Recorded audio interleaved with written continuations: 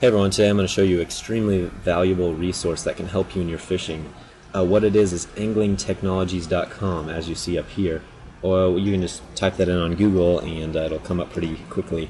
When you get here, you can, home, about, stuff like that, but online interactive map is what I want to show you. This is an extremely beneficial tool and resource that can help everyone in America and even parts of Canada. It's just an online mapping tool, and all these red dots are actually maps of lakes, different lakes across America. And I've used it for lots of lakes. I've done it just to study different lakes and try to learn how to read a map, and I've done it for lakes that I have tournaments coming up on, which is one of the really beneficial things. As you see, there's a plus and minus over here. That's just to zoom in and out. You can use your scroll bar on your mouse as well. You can just scroll in on the spots that you want to look at. Okay, well, there's Truman, but we could also just click search. Let's go with Table Rock Lake. Now click that and it brings up Table Rock in Missouri, the reservoir. And click on it and it brings you right there. That's cool. Now we'll get rid of this feature real quick.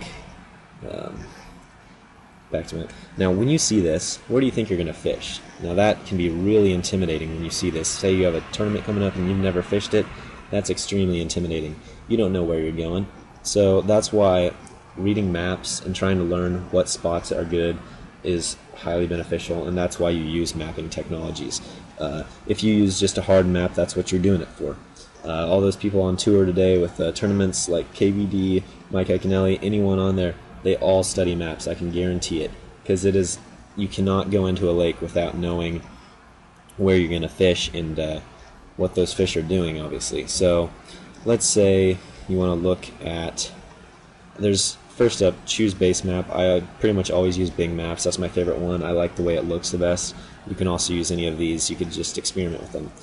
Free features, there's a bunch of free features which I really don't use because I have premium features. What premium features are is you pay $15 for a whole year and you get all these features. You get this whole mapping technology system. And $15 for a whole year is so cheap, and it's so beneficial for this. And if you go out and buy one black and white map of the lake you want to look at, I guarantee you'll spend at least $15. If you buy a color map, which looks a lot better, which is basically what this looks like, it's going to be way more than that. So that's why this is highly beneficial, and this is good for not only one lake too. You can use this for tons of lakes in America. See, now I clicked depth profiles, and as you can see, what that does is it just kind of shows elevation. The white is the higher elevation, the darker it gets is the lower elevation. You can see the river channel easily. That's really beneficial, and I like that tool a lot. But the one I use the most is the depth contours. We'll go ahead and get rid of profiles. Now the depth contours is all this green stuff. Looks really intimidating and weird right here. Let's zoom in right here, and as I zoom in, I've got a slow computer, sorry, it gets a little bit easier to read, and what it is just the actual depth. So we'll zoom in one more time, and it'll come up. Now you see this 10 right here, that means it's 10 feet deep right there. See this 110 feet deep. Table Rock is a really deep lake, by the way. So this is what's going to bring you to the really beneficial stuff, because you're going to need to know what depth those fish are at, and if you don't know what depth you're going to be fishing, then you could really be screwed up. Say you want to be fishing right here, you think you're going to be fishing right here, well, it's 110 feet deep, you're not going to be catching bass there, so you're going to maybe want to go over here to this 30 foot and 10 foot region. So that is definitely the most important tool, in my opinion. That's the one that I like the most, but I also use the points of interest, structure, and fishing spots, which all kind of fall into the same category. They're just what points of interest is just like, it could be hotels, restaurants, anything that like you might be interesting to people, to where they could stay or what they could do. It could be anything really. Structure could be rock piles, ledges, stuff that you might want to mark to see later. Fishing spots, that's obviously somewhere where you might have caught a fish in the past or something, or somewhere you want to try fishing. Now we'll click on fishing spots, and we'll go back to the map. We'll try to find some fishing spots for you. You can make any of those features, the structure, the fishing spots, and there's a couple right there, and the points of interest, you can make them public or private. Now these ones are obviously public because I can see them. I have not submitted any places on Table Rock because I've never even been there. So you see these two right here. Now you don't know much about them right now, but you know where they were caught, which is kind of cool. But you click on them and it'll say it's a largemouth bass. It's at 12 a.m. in the spring on a topwater. Okay, let's click on the other one. Exact same information. That tells me that it's probably the same guy catching a couple fish and he submitted them on here. Now that's interesting. That tells me exactly what they caught it on, where they caught it, and just everything about that fish. So that's really interesting to me, and that's awesome because if you've never been to this lake, you might want to try some of the stuff that you read from other people. You might try that here, but you also might try that over here, over here. You just have to read the map first and really learn some spots. So it's a really good way to find different spots. And another thing that's beneficial about it is, I mean, when you look at a lake, you're not going to be able to see where these turns of the depths are and how they go. And especially on a lake this big, you're not going to be able to use just your GPS on your electronics for that. So we're going to go ahead and show you that. But now let's click Add. Now you can add a fishing spot, structure, point of interest, any of these. Let's go ahead and add a fishing spot. Let's say we caught it in between the island and the point. Okay, you can click public or private.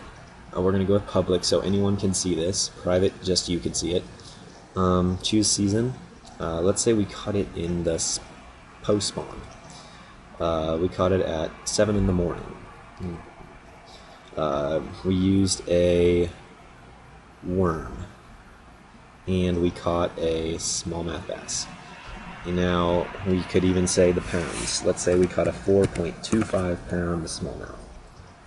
Brief description: we were throwing a small 4.5 inch green pumpkin finesse worm on a drop shot.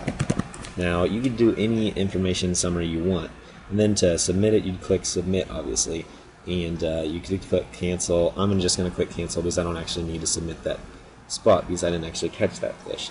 I was just showing you. But that's where it gets really helpful. And I'm just doing a brief video today, so there's more. There might be some more videos in the future. But we'll go to my points. Now I've got some points already, some fishing spots. Now, okay, let's go look at this one. Boom, it brings me over to Milford Lake in Kansas. What's that? At the click of a button, I'm onto a new lake and already zoomed in on this spot. Now it looks like it's a boat ramp, doesn't it? Well, that's exactly right. I caught this fish, or these fish were caught on boat ramp. And so I can look at this spot and I can say later on, next time I fish, well, let's go try here because I remember catching fish here. And I can click on it, and it would show me exactly what I caught it on and what time I caught it and stuff like that. So you see this right here, you would never see that without this mapping technology. That's what's really cool about it. So if you have any questions about this technology, then you can PM me or you can actually contact them at their site. But for $15, I highly recommend you try it. If you don't want to try it, that's fine, but at least go check it out. For $15, you're not losing hardly anything because this is a really beneficial tool, and I definitely have benefited from it, and it's really helpful for tournament anglers as well as just weekend anglers. So check out anglingtechnologies.com and subscribe to me here on YouTube, and go catch some more fish. Thanks for watching. See ya.